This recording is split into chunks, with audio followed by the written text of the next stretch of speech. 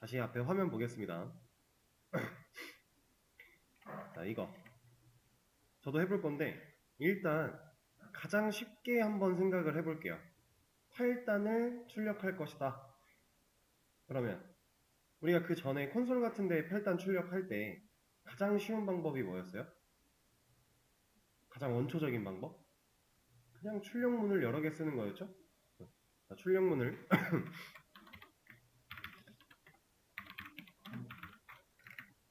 이렇게 쓰면 브라우저가 열려있는 게 여기 나와요. 한글이 깨지는 건 일단 신경을 쓰지 말라고 말씀을 드렸습니다.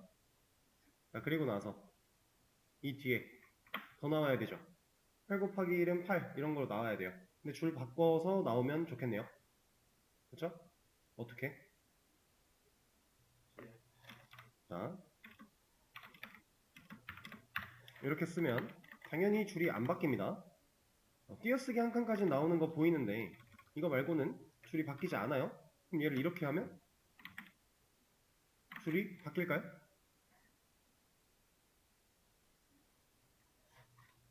안 바뀌어요. 바뀔 수가 없는 거예요. 이거 그냥 문자열 이어붙이기입니다.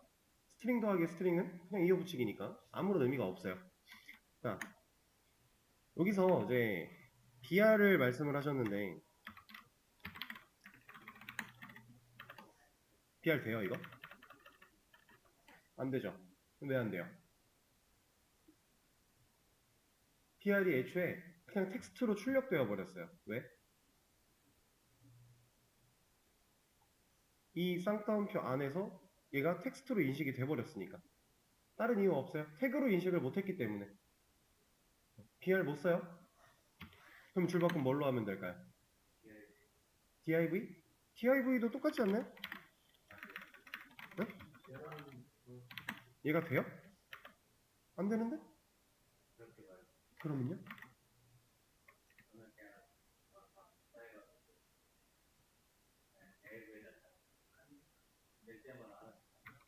잠깐만. 그게 이런 말씀이실까요?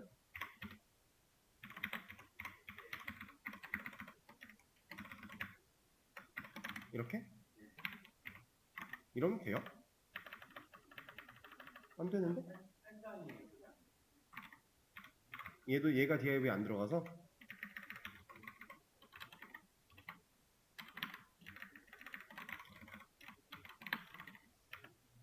이렇게 인식을 해주는구나.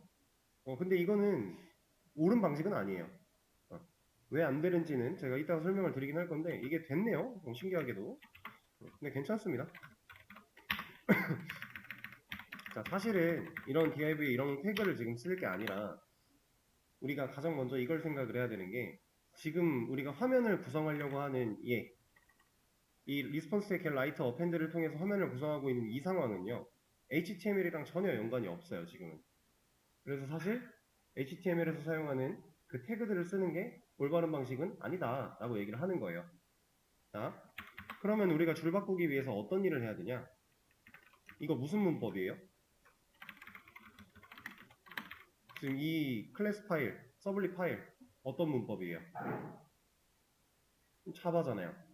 차바에서 줄 바꾸면 뭐예요? 벽슬래시에 이러면 줄 바꿔줍니다.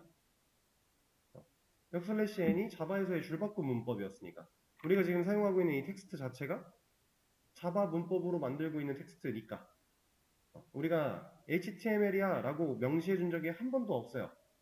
근데 방금 전에 div가 됐던 이유는 제 생각엔 그런 것 같아요. 이제 이런 서블릿을 사용했을 때 당연히 화면 쪽으로 그리려고 하는 걸 테니 어느 정도 얘가 센스 있게 맞춰준 것 같은데 사실상 그런 태그를 사용을 하려면 세팅을 하나 더 해야 돼요. 네, 일단은 이 어펜드라는 녀석을 사용해서 혈단을 뭐 이런 식으로 쓴다.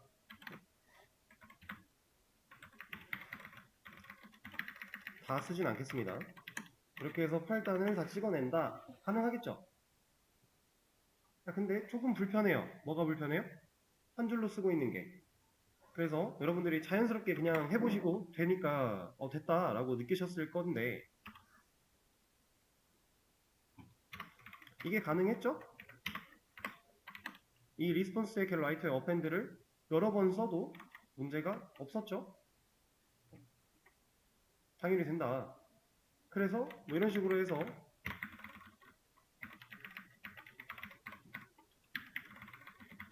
혈단을 찍어내면 가능하겠죠.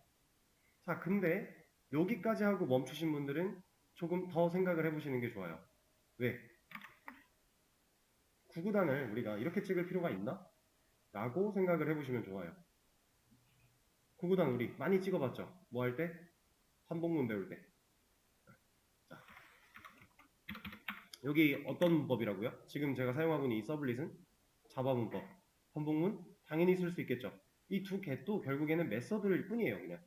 그러니까 객체의 메서드 만들어 놓듯이 똑같은 메서드입니다. 또 int i는 1부터 i가 9까지 i는 1씩 증가. 한복문 만들어 놓고 이 위에다가 int 단 8 넣어 놓고 이거 두 개 있으면 우리 구구단 그냥 찍는 거 아니에요? 자, 찍을 때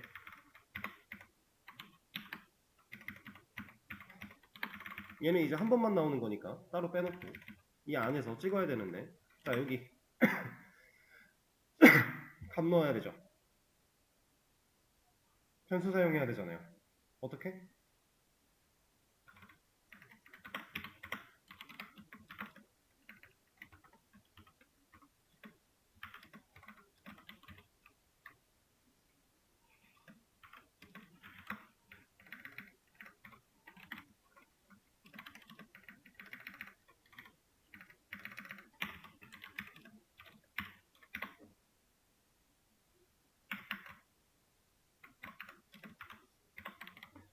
이거 아니었나요? 우리가 시스템.프린트 ln으로 출력할 때 변수랑 스트링 같이 조합하려면 이런 방식이었죠? 어때요? 줄바꿈을 안 넣어가지고 이런 문제가 발생을 했는데 줄바꿈이야 뭐 넣어주면 되죠. 이렇게 됐죠? 근데 사실 우리 구구단 할 때 이렇게 변수랑 스트링이랑 이어붙이기를 그냥 쓰는 방식도 해보셨겠지만 프린트 F를 사용해서 서식 지정자 구멍을 내놓고 구멍에 치환되는 방식을 더 많이 썼었죠. 그건 이제 프린트 F 그 방식을 해볼 건데 얘는 이제 이를 바꿔먹을 수는 없잖아요. 어펜드를. 그래서 어떤 방식을 쓸 거냐면 이런 걸 쓸 겁니다. string.format이에요. 이 스트링 뭘 의미하겠어요? 우리가 계속 쓰는 그 스트링 타입 그 클래스 의미하는 거예요. 근데 클래스한테 직접 리모컨 눌렀네요. 그럼 이 포맷이라는 메서드는 스태틱 메서드일 것이다. 클래스한테 직접 호출한 거니까. 우리 지금 스트링 객체 만든 적 없잖아요. 그죠? 자, 이 안에다가 넣을 겁니다. 양식을 %d 곱하기 %d는 %d ln까지 넣어주고 이 뒤에다가 넣어주면 돼요. 하나씩 단 i 단 곱하기 i 프린트 F로 사용했던 방식 동일한 겁니다. 그러면 9단이 잘 나온다. 8단이. 그리고 여기 같은 경우도 단변수를 사용을 하고 있으니까 그냥 박아놓을 게 아니라 string format 사용해서 %d 단 그리고 이 뒤에다가 단 이렇게 해도 되겠죠? 줄바꿈 또 빼먹었네요. 이렇게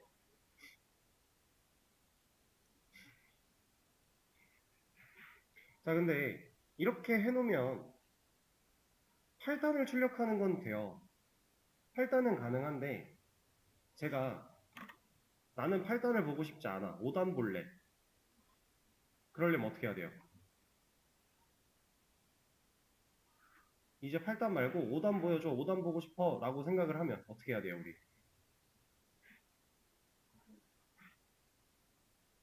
단을 바꿔요? 바꿔야죠.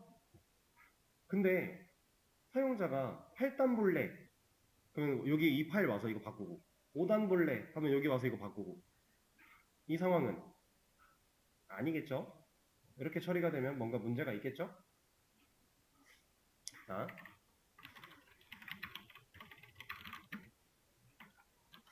사용자가 원하는 단수를 선택할 수 있게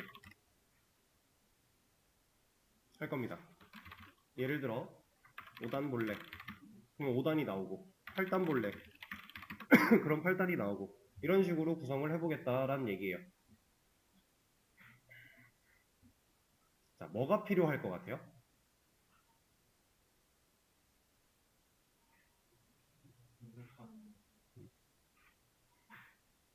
입력받는? 뭐 비슷해요. 어쨌든 간 사용자가 우리한테 요청을 보낼 때 내가 보고자 하는 단수가 몇 단인지에 대한 정보를 줘야 된다라는 거예요. 입력을 하든 뭔가를 하든 그러니까 뭐 어떤 방식이 됐든 간에 우리한테 본인이 원하는 걸 얘기를 해주지 않으면 우리는 모르죠. 제가 브라우저를 뚫어져라 본다고 네이버를 열어주지 않듯이 우리가 원하는 걸 명확하게 요구를 해야만 해요. 요청을 해야 됩니다. 그래서 얘를 어떻게 할 거냐? 요청에다가 파라미터로 세팅할 거예요. 요청의 파라미터로 이러한 값들을 세팅할 겁니다. 자, 그걸 세팅하는 방식은 간단해요. 지금 우리가 이 구구단을 보기 위해서 입력하는 URL이 이런 형태인데 이 뒤에 물음표 하나 달 거고요. 단 이런 식으로 입력을 받을 거예요.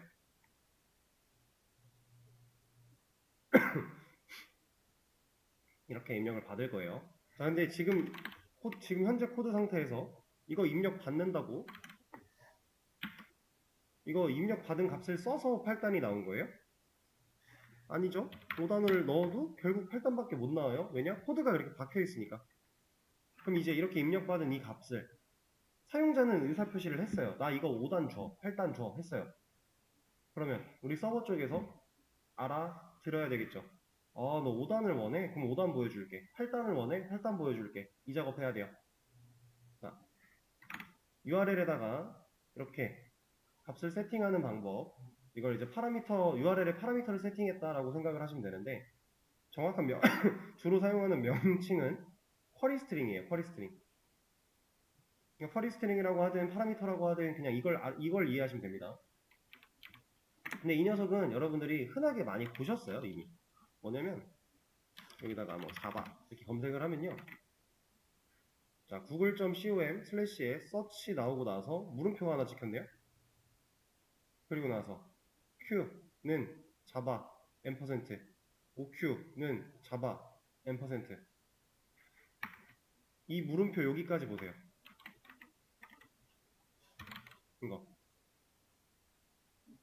앞에 것도 좀 가져올게요. 자, 우리 거랑 뭐가 달라요? 얘네도 여기를 가기 위한 주소였고 요청 경로였고 그 뒤에 물음표 찍힌 다음에 우리가 단이라는 이름을 쓴 것처럼 얘는 q라는 이름을 쓴 것 뿐이고 값을 우리는 8을 넣은 건데 얘는 자바라고 넣은 거죠. 똑같아요. 자, 이 형태를 잘 보시면 변수에 값 넣는 형태 아니에요? 그렇죠?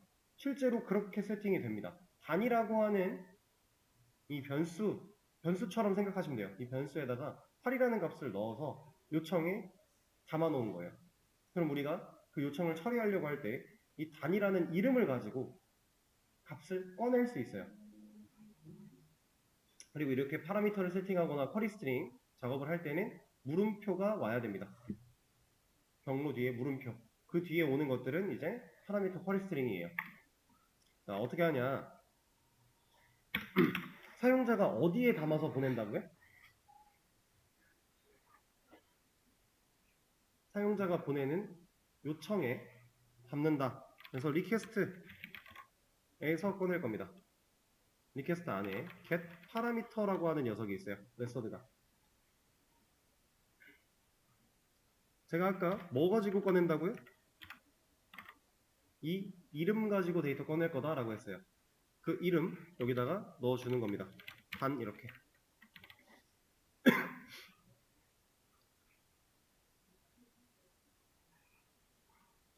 자, 이게 사용자가 이러한 요청을 보내면 이 물음표 뒤에 쿼리 스트링으로 세팅된 애들이 하나만 있어야 되는 게 아니에요. 여러 개 올 수 있는데 이 녀석들 중에서 단이라고 하는 이름을 가진 녀석을 이 자리에 꺼내와 라고 명령한 거예요.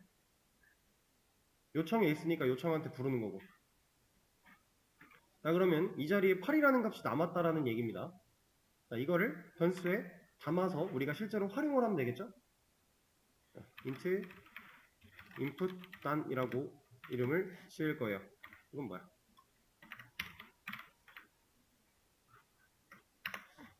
자, 제가 왜 int 타입으로 변수 만들었죠? 숫자로서 활용할 거니까 곱하기 해야 되니까 연산해야 되잖아요. 근데 뭐라 해요? 빨간 줄 왜 뭐라 하는지 보면 이게 뭐라 그래요? 스트링은 int가 될 수 없다. 그렇다라는 건 리퀘스트에서 이렇게 단이라는 이름으로 된 값을 꺼내오면 얘는 스트링이다 라는 얘기겠네요.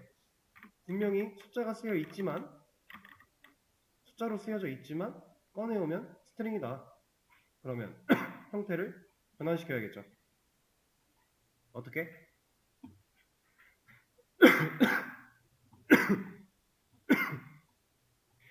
스트링을 인트로 변환하는 방법. 인티저 좀 파스 인트. 그걸 사용하면 됩니다.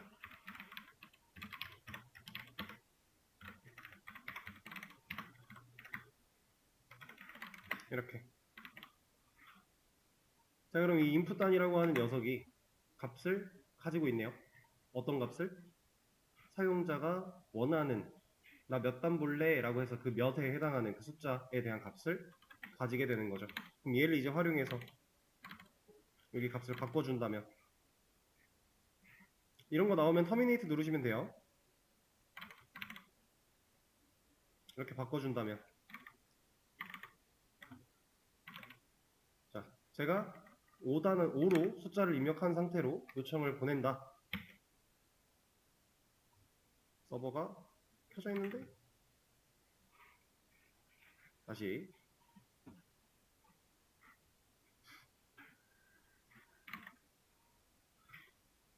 뭐야 됐네.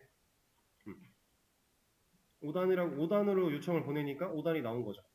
여기다가 제가 뭐 18단 이런 거 보내면 나오는 거예요. 아까보다 훨씬 스마트해졌죠. 이런 식으로 우리가 파라미터를 세팅해서 사용할 수 있다. 근데 지금 여기서는 한 가지 문제가 좀 있어요. 어떤 문제가 있냐면 제가 지금 뭘 안 했죠? 값을 안 넣었어요. 쿼리 스트링을 세팅할 것처럼 해놓고 값을 안 넣었어요. 그랬더니 뭐라고 하는데 얘가 뭐라 그래요?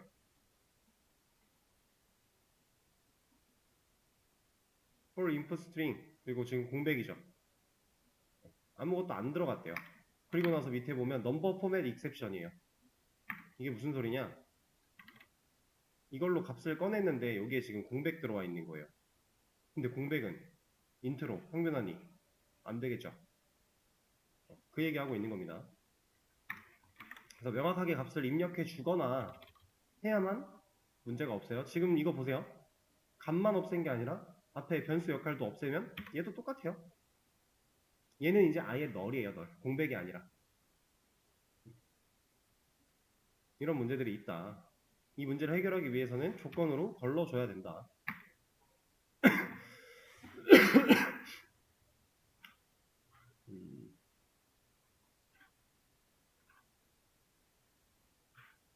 자, 그러면 이제 이 녀석을 일단 뭐 조건으로 걸러내는 거는 잠깐 밀어놓고요. 이 녀석을 사용해서 자, 조금 얘를 꾸며볼게요. 얘를 꾸미려면 제가 뭘 해야 될까요? 자, 이 녀석들을 지금 꾸밀 수 있어요, 제가.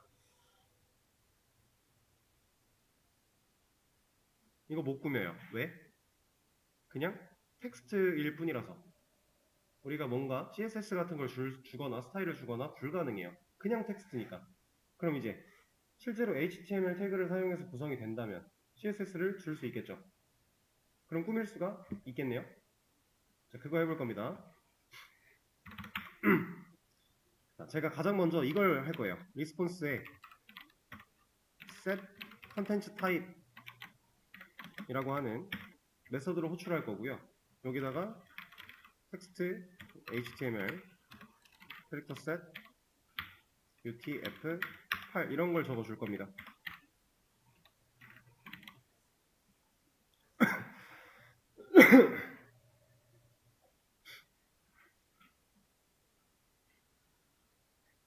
자, 이게 이 한 줄이 어떤 의미냐면요. 일단 요거를 지금 한 상태에서 여기까지 저장을 한 상태에서 이거 새로 고침하면 뭐가 어떻게 됐어요? 한글은 일단 인식을 했어요. 근데 줄바꿈이 다 깨졌죠. 왜 그럴까요? 자, 이름에서 유출을 하면 돼요. set 컨텐츠 타입이었어요. 세팅할 거야. 뭐를? 컨텐츠의 타입을. 해서 텍스트를 HTML로 볼 거야 라고 한 거예요. 그리고 캐릭터 셋. 이거는 인코딩이겠죠? 인코딩 했으니까 이제 한글이 제대로 인식이 되는 겁니다. 자, 그러면 HTML로 보는 건 보는 건데 왜 갑자기 줄바꿈을 못하지? 얘는 자바 문법이니까. 그럼 얘를 HTML 문법으로 바꾼다면 PR을 넣어준다면 자 그리고 제가 지금 BR이라고 적은 다음에 뭔가를 누르니까 태그가 한 번에 완성이 됐죠. 이거 우리가 어제 설치한 emit이에요. 컨트롤 E로 사용하시면 됩니다. 태그를 적고 태그 이름을 적고 컨트롤 E 누르시면 해당 태그가 나와요. div 같은 것도 마찬가지 div 적어놓고 컨트롤 E 하면 앞뒤로 감싸줍니다.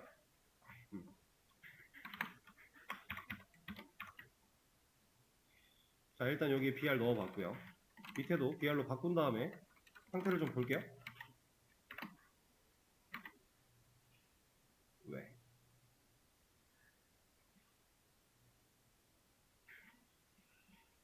왜 인식을 못했지? 됐다. 이게 바로바로 적용이 안 될 수도 있어요. 이게 우리가 코드를 수정하고 저장을 하면 이 서버가 약간 깜빡하거든요. 리로드를 해야 돼요. 서버에 적용되는 시간이 약간 필요한 거예요. 그 사이에 약간 시간을 기다렸다가 새로 고침을 했는데 그래도 안 된다. 캐시가 남아서 안 되는 걸 수도 있어요. 그러면 강력한 새로 고침들을 해줘야 되는데 이것도 지금 말씀드릴게요. 자, 만약에 코드를 수정했고 서버도 깜빡이었는데 새로 고침을 눌러도 얘가 변하지 않는다. 코드에 문제가 있는 것 같지 않다 싶으면은 이거 확인해 보셔야 됩니다. 자, 개발자 도구를 열어요. 그리고 여기 얘를 꾹 눌러요. 그럼 여기에 캐시 비우기 및 강력 새로 고침이 있어요. 이거는 개발자 도구가 열려 있어야만 누를 수 있는 겁니다. 그냥은 꾹 눌러도 아무것도 튀어나오지 않아요. 그래서 아예 캐시도 없애고 강력하게 새로 고침하고 싶다. 그럼 개발자 도구 열어놓고 이거 하시면 됩니다.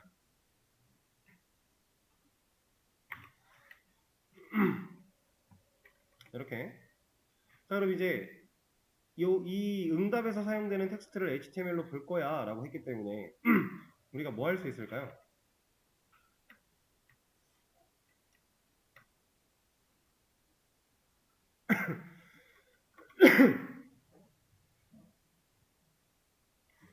우리가 할 수 있는 게 뭐가 있을까요? 얘네들을 태그로 구성할 수 있다는 얘기예요. 자, BR을 쓸 필요가 없어집니다. 왜? div로 감싸면 그만이니까.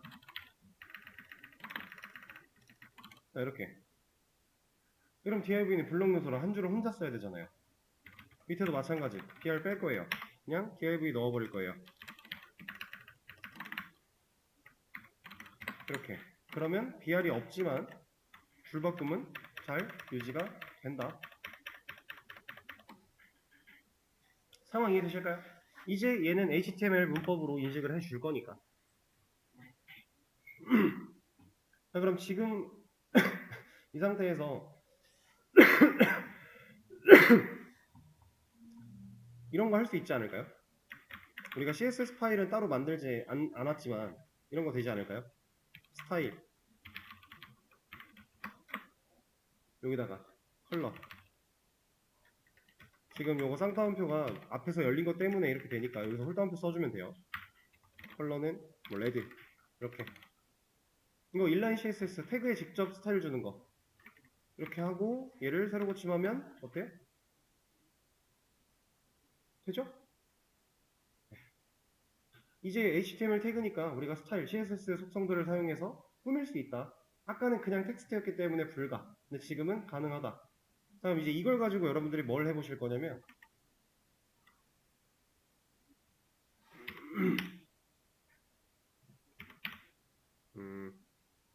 사용자가 원하는 단수 그리고 글자색 그리고 곱해지는 수의 한계 이거는 그 얘기입니다. 뭐 예를 들어 이 한계를 9로 해놨다. 그럼 8 곱하기 9까지 나오는 거고 얘를 뭐 20으로 해놨다. 그럼 8 곱하기 20까지 나오는 거고 이런 거 의미하는 거예요. 이렇게 할 건데 우리 입력은 이런 식으로 받을 거예요. 요청은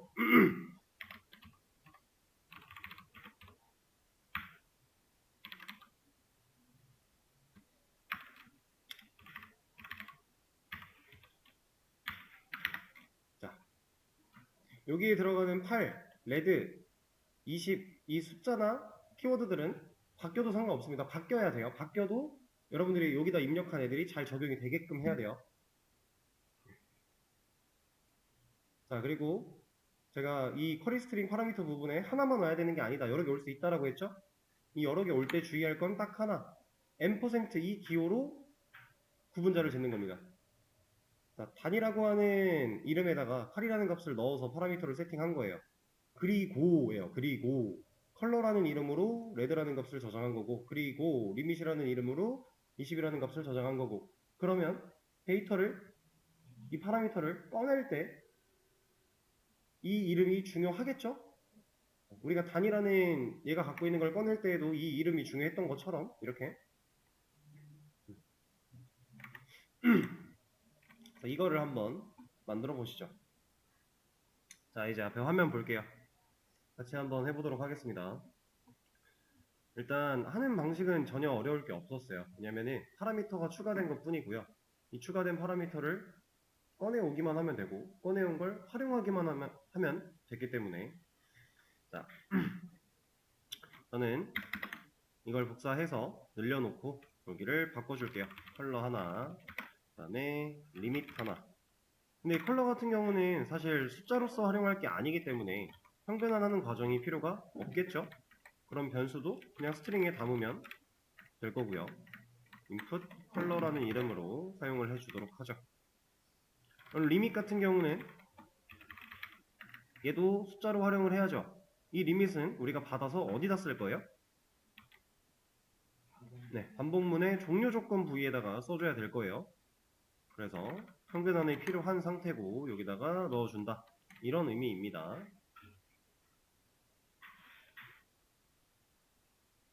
이러면 사실 거의 끝났어요. 지금 이렇게만 해도 이 인풋 컬러라고 하는 거를 여기다가 사용만 해주면 진짜로 끝이 나긴 나거든요. 이거 사용 어떻게 해야 돼요? 인풋 컬러라고 하는 거 변수 얘도 똑같죠? 스트링 포맷 이미 서식 지정자 할 수 있게 준비해놨으니까 이 자리에다가 %s 넣어놓고 이 뒤에 넣어주면 치환될 거잖아요. 자 근데 잘 보세요. 얘도 해주면 좋겠죠? 이 스타일 그래서 여기도 넣을 겁니다. 근데 이걸 넣을 때 제가 아까 쌍따옴표로 여기를 엮어버리면은 얘네가 이제 여기 열렸던 거를 닫는다라는 의미가 돼서 제대로 사용할 수 없기 때문에 홀다운표를 쓰면 된다라고 했어요. 근데 이 홀다운표 말고도 쌍따옴표를 진짜로 쓸 수 있는 방식도 있어요. 그거 하나 알려드릴 건데 지금 제가 하고 싶은 건 이거예요. 이걸 하고 싶은데 쌍따옴표가 이제 열고 닫히는 개념으로 적용됐기 때문에 안 된다. 그럼 얘를 진짜 문자 쌍따옴표로서 사용할 수 있게끔 해준다면 이 문제는 해결이 되겠죠? 그걸 할 수 있는 방식이 앞에다가 역슬래시 하나를 붙이는 겁니다. 그럼 얘는 개인 문자로 인식을 하기 때문에 그냥 쌍따옴표로 보여줘요. 자, 보세요. 우리 브라우저에 단 말고도 컬러 블루 한번 넣어보고 또 리밋 제가 5 이렇게 넣어볼게요. 잘 되죠? 7단에 블루에 5라는 리밋을 걸었더니 잘 되고 있어요? 지금 얘도 가능한 거고 얘도 가능한 겁니다. 둘 다 가능한 거예요. 근데 이 녀석을 잘 보시면은 얘를 만약에 복사를 해요. 제가 이렇게 그리고 여기다가 붙여넣기를 하면요 이렇게 되거든요. 이거 분명히 우린 지금 역슬래시 하나밖에 없었는데 그냥 복사 붙여넣기 하면은 이런 식으로 붙어요. 여기는 또 그냥 잘 붙지만 여기다가 넣으려고 한다라고 하면 이렇게 여러 개로 갑자기 증식합니다. 뭔가 좀 다르죠? 잘못됐죠? 그죠? 이걸 하기 위해서 이거 이제 이클립스에 자동으로 세팅되어 있는 건데 역슬래시를 복사하려고 할 때 이 녀석을 진짜 순수한 역슬래시로 보기 위해서 얘가 또 앞에 역슬래시 두 개를 붙여버려요. 그래서 일어나는 현상이거든요. 근데 이거는 간단하게 설정해서 끌 수 있어요. 윈도우의 프리퍼런시스 여기 와서 타이핑이라고 검색을 하면 타이핑이 아니었나? 아, 찾았네요. 타이핑 맞고 검색하시면은 이 자바 에디터의 타이핑 이 녀석을 클릭해 주세요.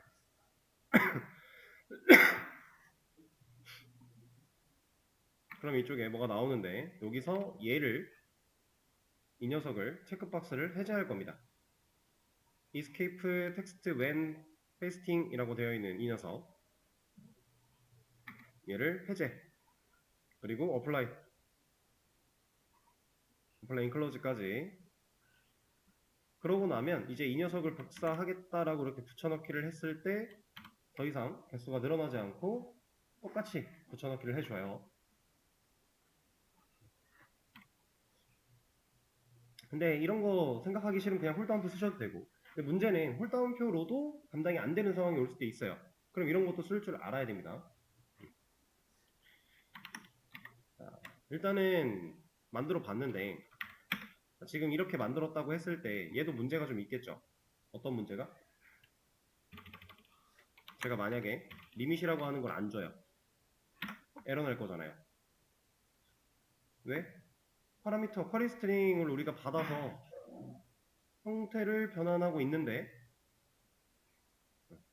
형태를 변환할 값이 널이에요. 우리가 애초에 파라미터를 뺐으니까 문제가 좀 있죠? 그럼 이거를 처리하기 위해선 뭐 하면 좋을까요?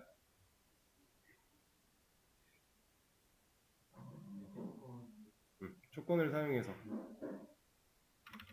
자 이거를 좀 편하게 하기 위해서는 사실 얘네를 좀 분리하면 좋습니다.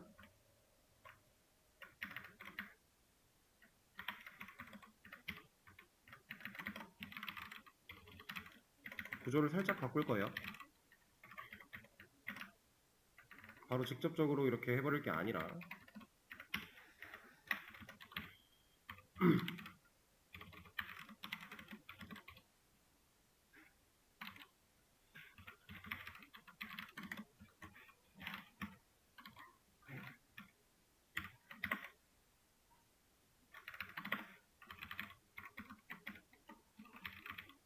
이렇게 만들어 줄 겁니다. 컬러는 딱히 이 작업이 필요가 없으니까 그리고 실제로 사용하는 곳에서 올바르게 맞춰주면 되겠죠.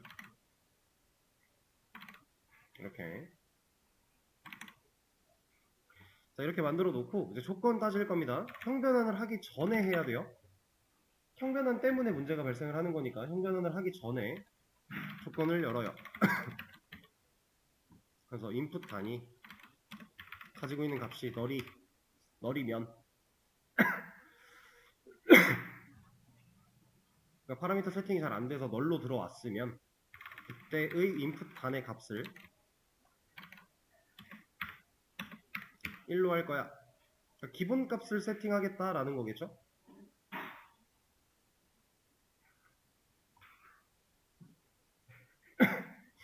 근데 얘를 보시면은 그냥 숫자는 당연히 못 들어가요. 타입이 안 맞으니까. 그래서 얘를 이렇게 넣어줄 겁니다. 똑같은 거 하나 더 만들어서 input limit이라고 하는 녀석을 봤는데 얘도 널이다. 그럼 얘도 기본값 1로 세팅하겠다. 그럼 파라미터가 생략됐을 때 1 곱하기 1까지만 나올 거잖아요. 그죠? 그리고 컬러는 사실 에러랑은 상관이 없는 얘기지만 우리가 기본 컬러를 지정해 주겠다라는 의미로 우리가 널일 때 여기에 블랙을 넣어 주겠습니다.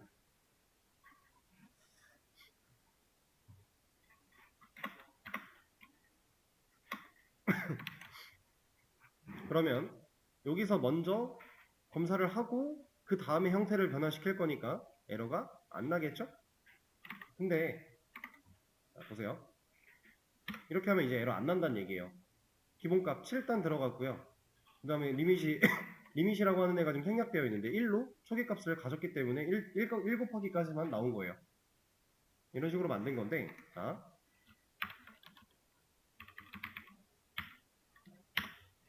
이건 어떨까요?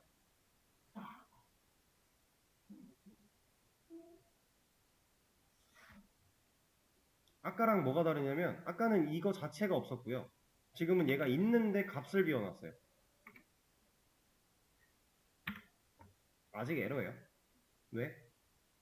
아까 보여드렸다시피 쿼리 스트링 변수 부분을 만들어 놨는데 값을 넣지 않으면 얘는 공백으로 들어와요. 아무것도 없는 공백. 널과 공백은 다르죠. 우리 지금 공백 검증 안 했잖아요. 그러면 공백 검증도 해줘야겠네요? 여기는 엔드로 해야 돼요? 오어로 해야 돼요? 오어로 해야죠. 엔드는 말이 안 되는 거예요. 널이면서 공백일 수는 없습니다. 이 비교는 이거 가지고 할까요? 이렇게. 아이고. 자, 여기도 마찬가지.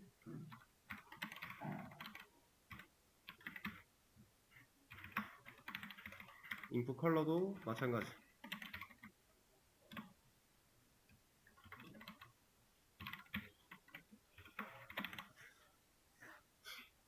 그러면 널이거나 공백이거나 둘 중 하나만 만족을 했을 때 이 녀석들의 값을 초기값 세팅을 해줄 거다. 그럼 지금 여기서 보내면 1로 잘 세팅이 되어 있다.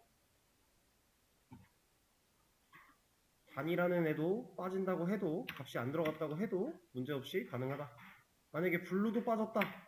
블랙으로 나올 것이다. 상황이 이해되실까요? 이 우리가 파라미터를 요청해서 꺼내온 다음에 형태를 변환시키기 위해 이렇게 하는 이 과정은요. 구조는 좀 달라질 수 있겠지만 나중에도 해야 돼요. 이런 검증들은.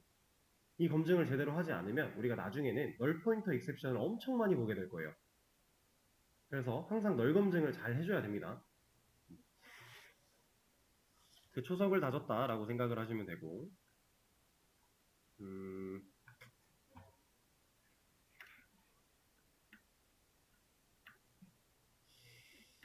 일단 그러면 여기서 한번 끊고 커밋을 좀 하죠. 이제 깃관리 또 해야 되니까. 이제 각자 여러분들 그 레퍼지토리 만드셔서 커밋 진행하시면 돼요. 저도 진행을 좀 할 겁니다. 녹화는 멈추고 하죠. 뭐 커밋 하는 거야 뭐. 자, 아직 긴 연결 못 하신 분들은 추가로 시간을 가져서 해 주시고요.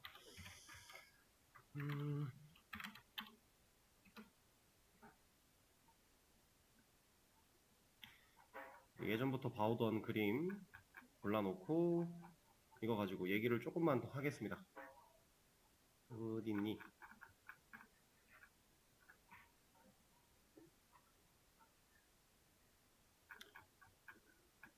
사실 어떤 그림을 봐도 상관은 없는데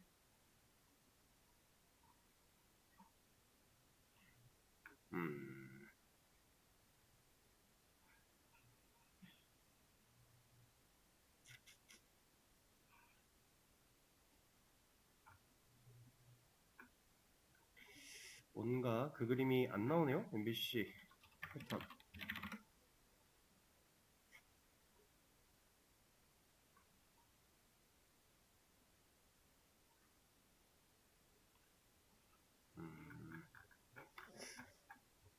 조금만 더 찾아보고 없으면 그냥 다른 그림 보면서 설명을 드리도록 할게요.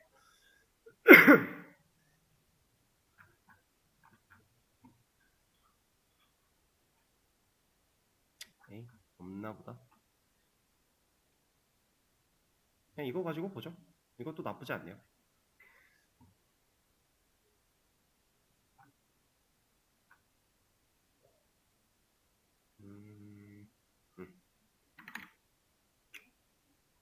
자, 이 녀석으로 좀 보겠습니다. 우리 그동안 반의 반쪽짜리 MVC 패턴 구조로 이제 컨트롤러 서비스 DAO 같은 걸 만들어서 사용을 했었는데, 그죠? 이제는 뷰라고 하는 영역이 진짜로 생겨날 거니까. 왜? JSP를 쓸 거니까. 그래서 이제 완벽하게 MVC를 갖출 수 있게 돼요. 그 중에서도 실제로 지금 당장은 우리가 이 M이라고 하는 MVC 중에서 이 M에 해당하는 모델 부분을 직접적으로 엄청 다루진 않을 건데, 근데 또 아예 안 다뤄지는 건 또 아니에요. 이 개념이 좀 포괄적인 개념이다 보니까 사용을 하되 좀 더 직접적으로 사용하려면 사실 스프링부트 쪽으로 넘어가면 확연하게 차이를 느끼실 수 있을 거예요. 어쨌든 근데 뷰랑 컨트롤러는 확실하게 존재를 하고 있는 거니까 컨트롤러에는 지금 서블릿이라는 별명이 붙어 있는 거예요. 우리가 방금 전에 만들었던 홈메인 서블릿 같은 이런 녀석들이 결국에는 이 MVC에서 컨트롤러 역할을 하는 거다라고 생각을 하시면 됩니다. 제가 옛날에 이런 얘기를 드린 적이 있었던 것 같아요. 컨트롤러는 요청을 받아서 내가 뭘 해야 될지 판단하고 서비스한테 일 시킬 거 있으면 시키고 그 결과 받아와서 화면한테 뷰라는 녀석한테 넘겨주고 끝난다. MVC에 대해서 몇 번 얘기를 드리면서 실질적으로는 그렇게 구성이 될 것이다. 근데 우리가 그렇게 못하는 이유가 뷰가 없었기 때문이다. 이런 얘기를 드린 적이 있어요. 그래서 컨트롤러에서 실제로 출력하는 문구들, 콘솔에 출력하는 그 시스템 프린트 ln 그 녀석들 다 컨트롤러가 가지고 있었잖아요. 그죠? 우리 간단하게 코드 옛날 거 잠깐 볼까요? JDBC 아티클 매니저에서 컨트롤러 열어서 보면은 자 세션 체크에서 출력 입력받고 출력 입력받고 일 시킨 다음에 출력 얘는 출력과 입력만 받아요. 그죠? 근데 사실 출력과 입력은 이제 누가 한다? 뷰가 할 거다. 그럼 컨트롤러는 이제 뭐만 해요? 얘는 이제 이런 것만 하는 거예요. 사용자가 보낸 요청을 판단해서 내가 일을 해야 돼 라고 먼저 얘가 받은 다음에 이런 출력과 입력 과정들 다 뷰한테 맡길 겁니다. 얘가 하는 건 이런 거. 서비스한테 말 거는 건 컨트롤러밖에 못하니까. 뷰는 서비스한테 말 못 걸어요. 진짜 안 된다까지는 아니지만 할 수는 있지만 안 합니다. 그렇게. 뷰도 컨트롤러한테밖에 말을 못 걸어요. 자, 그래서 지금 그림이 이렇게 되어 있는 건데 사용자가 리퀘스트 요청을 보내요. 그걸 컨트롤러가 먼저 인지를 합니다. 그리고 서비스나 DAO한테 일시킬 거 있으면은 이 화살표를 탄다고 보시면 돼요. 그 과정이 여기에 들어있다라고 보시면 되고 DB 갔다 오죠? 가져온 거를 이제 여기서는 사실 가져온 걸 바로 뷰 쪽으로 넘긴다라는 식으로 그림이 표현이 되어 있는데 사실 이것도 틀린 말은 아니지만 우리가 직접 다루는 상황을 좀 더 디테일하게 가보자면 얘가 여기를 거쳤다가 얘 컨트롤러가 이 녀석한테 이걸 넘길 거예요. 모델을. 그럼 뷰에서 이 모델이라는 녀석을 사용할 수 있게끔 할 겁니다. 그렇게 해서 화면단을 그려놓고 완성시킨 다음에 사용자한테 보여주는 거. 이렇게 구조가 이루어질 거예요. 그리고 여기에는 화살표가 생략이 되어 있지만 사실 이 뷰 쪽에서도 얘한테 부탁할 수 있어요.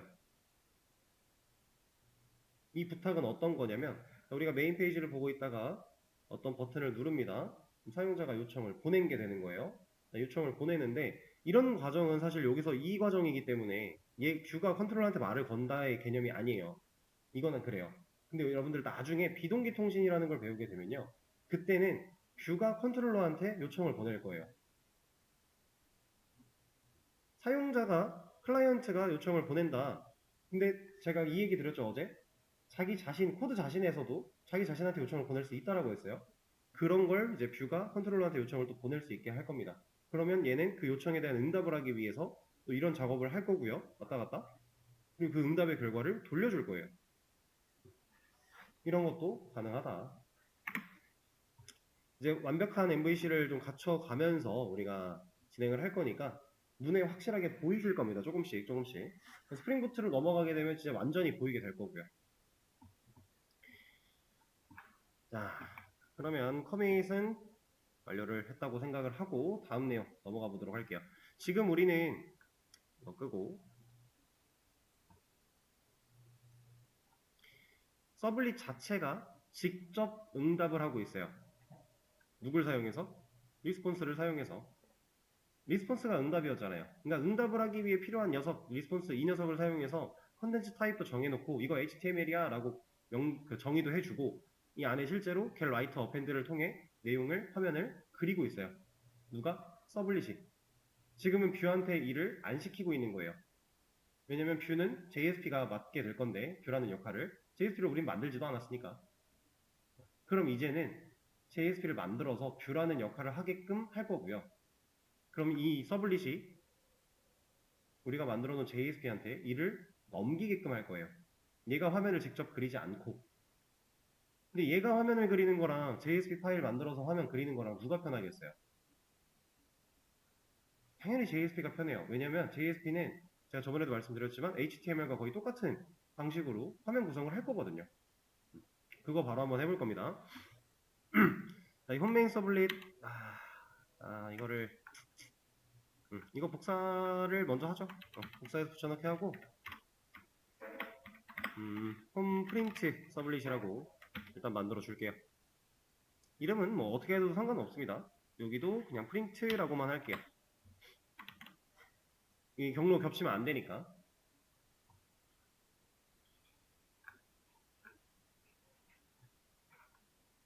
자, 그리고 이 두 get 메서드 안에 있는 이 내용들 싹 다 지울 겁니다.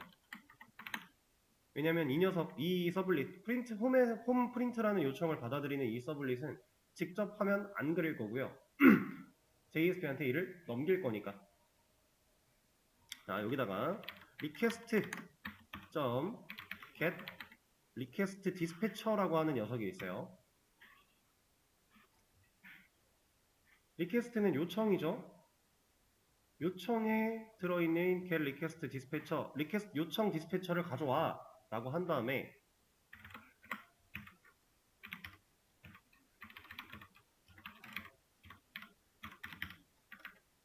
이렇게 할 겁니다. 이거 지금 이 쌍따옴표 안에 들어있는 이 내용 뭐 같아요? 파일 경로 같죠? 파일은 제가 .jsp 확장자를 적은 걸 봐서는 JSP 파일의 경로를 적은 것 같아요. 자, 사용자가 요청을 보내서 컨트롤러가 이 서블릿이라는 녀석이 요청을 받았어요. 이 길 안내를 얘가 이렇게 하고 있으니까 본인이 받아요. 받은 다음에 넘기는 겁니다. 요청에 들어있는 request dispatcher 이 녀석을 가져와서 여기로 넘겨라고 하고 있는 거예요. 근데 이렇게만 하면 JSP가 필요한 정보들을 다 못 가져요. 그래서 추가를 하나 해줄 건데 forward라고 하는 메서드를 통해 request랑 response를 넘겨줄 겁니다. 이걸 이렇게 보내주지 않으면 JSP 안에서 request나 response를 못 써요. 이 forward라는 걸 통해 같이 넘겨줘야 돼요. 자, 그러면 이제 얘는 준비가 끝났습니다. JSP한테 일을 넘길 준비를 다 했어요. 근데 JSP가 현재 없죠. 만들어주면 된다는 얘기예요. 자, JSP는 여기 소스 폴더가 아니라 밑에 있는 src 이 소스 폴더에 만들어야 된다고 했는데 이거 우리 그동안 한 번도 안 열어봤지만 열어보신 분들은 뭐지 이게? 하셨을 거예요. 우린 프로젝트 만들고 나서 얘를 건드린 적도 없는데 이런 게 다 들어있어요. 그죠? 기본으로 구성되어 있는 겁니다. 그럼 우린 여기다가 어디에 뭘 만들어야 되는지 아직 잘 모르시겠죠? 유추만 해볼까요? 어디에 그러니까 JSP라고 하는 경로부터 시작을 해야 되는데 어디에 만들면 될까요? 웹앱? 여기? 여기? 아니면 여기? 응? 맨 아래? 여기? 우리는 지금 여기다가 만들 거예요. 웹 앱의 밑에다가. 이 웹 대시 INF 이 녀석이 이제 어떤 프로젝트냐에 따라서 구조가 조금씩 다른데 지금 예상하신 것처럼 여기다가 만들어야 되는 프로젝트도 있어요. 지금 우리가 사용하고 있는 다이나믹 웹은 여기로 안 들어갈 거고요. 이 웹앱 밑에다가 폴더 만들 겁니다. 이름은 JSP. 그리고 JSP 밑에 폴더 하나 더 만들 거예요. 여기에 홈.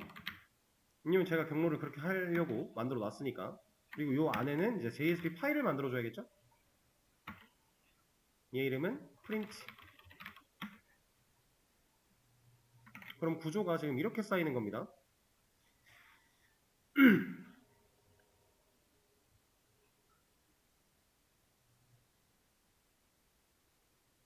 웹 앱의 밑에다가 JSP라는 폴더, 홈이라는 폴더, 그 안에 print.jsp라는 파일까지.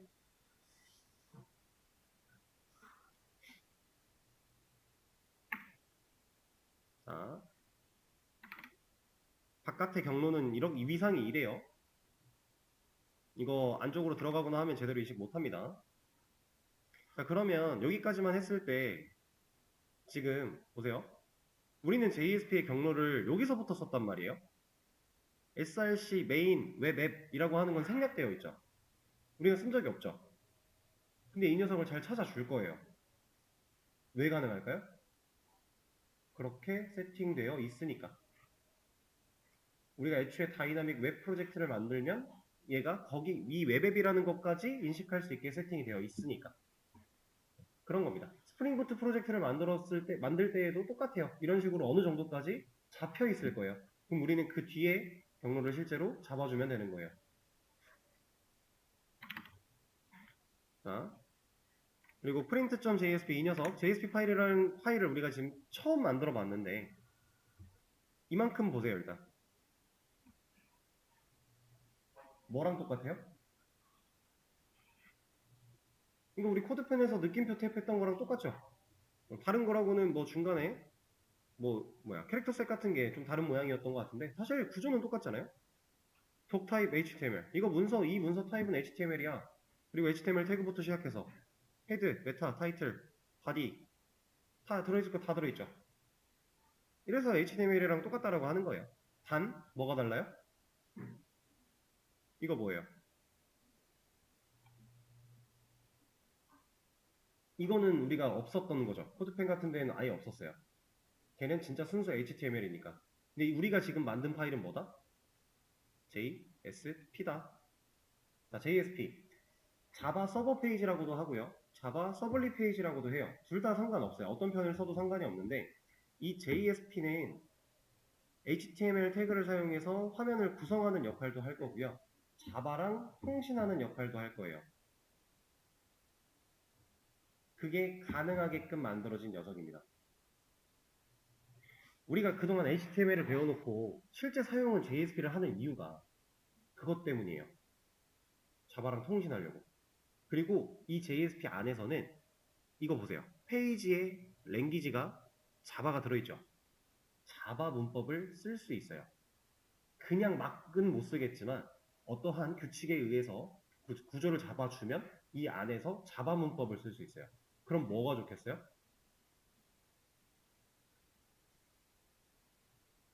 이 JSP한테 자바가 데이터 넘겨준다 그랬죠. 그 넘겨받은 데이터를 이 JSP 안에서 그냥 자유자재로 쓸 수 있는 거예요.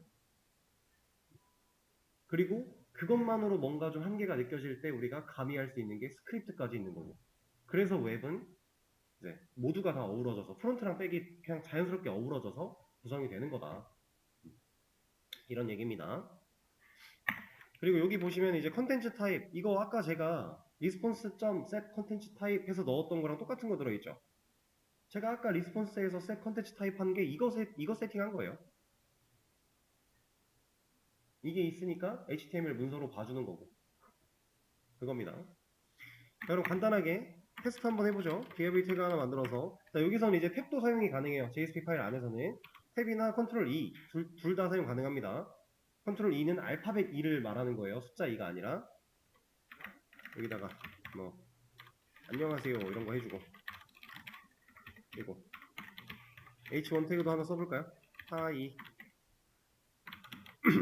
그리고 이 녀석을 열었을 때 이 문구가 잘 나온다면 인식을 잘 하고 있다는 얘기겠죠? 자, 이거 열려면 저 브라우저에 뭐라고 쳐야 돼요? 자, 이 print.jsp를 열려면 얘를 쳐야 돼요.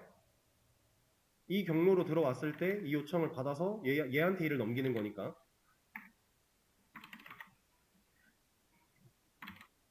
이렇게. 어때요? 잘 나오죠?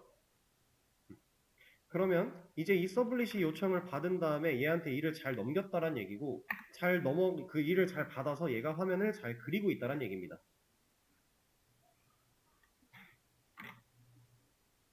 자, 근데 우리 아까 서블릿은 이거 자체적으로 F11 눌러서 실행해 볼 수 있었죠? 이 서블릿에서. 자, F11 눌렀어요. 자,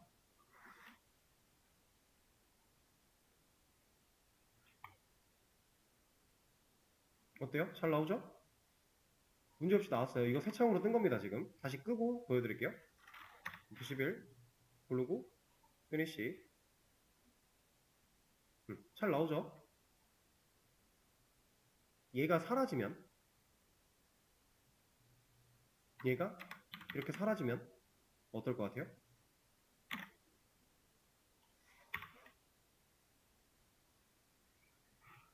여기서 새로 고침하는 건 이 요청을 애초에 찾는 거니까 이게 아니라 여기로 가야죠.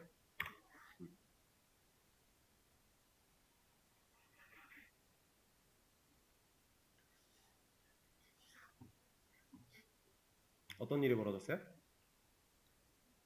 안 되죠. 주소 보세요. 뭔가 상당히 이상하죠.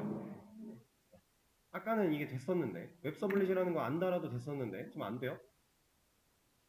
그리고 얘를 찾을 수 없다라고 합니다. 자, 웹 서블릿이라고 하는 어노테이션이 달려 있잖아요. 얘는 있고 얘는 없어요. 이러면 얘가 밸런스를 못 잡는 거예요. 여긴 있고 여긴 없네? 그럼 얘는 경로가 뭐야? 어떻게? 난감해 하는 겁니다. 그래서 뭐라고 해요? 그래서 꼭 달아줘야만 해요. 웹 서블릿은 필수예요, 이제. 그리고 자, print.jsp 여기에 막 마우스 커서를 위치시킨 다음에 여기다가 위치시킨 다음에 F12를 눌러보세요. 그래도 실행을 할 수 있거든요. 서버를 고르라고 나와요. 그리고 골라서 켜보면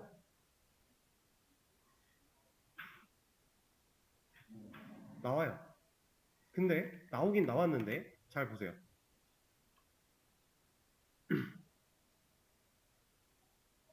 URL 요청 부분이 다르죠. 얘는 지금 뭐 한 거냐면 우리 로컬호스트 8081 포트로 접속했을 때 우리 웹서버가 연결되어 있는 프로젝트가 잡혀 있잖아요. 그 프로젝트 안에서 이 print.jsp라는 파일을 직접 찾아 들어온 거예요. 자, 여기다가 이렇게 요청을 입력하는 행위는 사용자가 입력한 요청을 얘가 받아서 이를 넘겨서 얘가 화면을 그린다인데, 아까 전에 이 형태로 들어오게 되면 얘는 그냥 이 파일을 직접 찾아 들어와서 얘를 열어버린 거예요. 다른 겁니다. 실제로 웹은 이렇게 운영되는 곳이 없어요. 이렇게는 쓰지 않습니다. 요청을 항상 받을 수 있게 만들어야 돼요. 열 수는 있지만 이렇게 열면 자바 쪽에 서블릿에서 넘겨준 데이터를 JSP가 못 써요. 왜냐면 이 파일 그냥 직접 열었으니까, JSP 파일을. 그래서 우리는 꼭 서블릿을 거쳐서 들어와야 된다. 그런 개념이에요.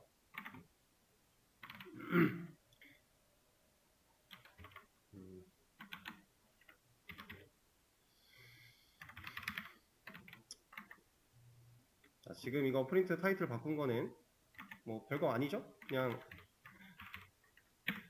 메인이 아니잖아.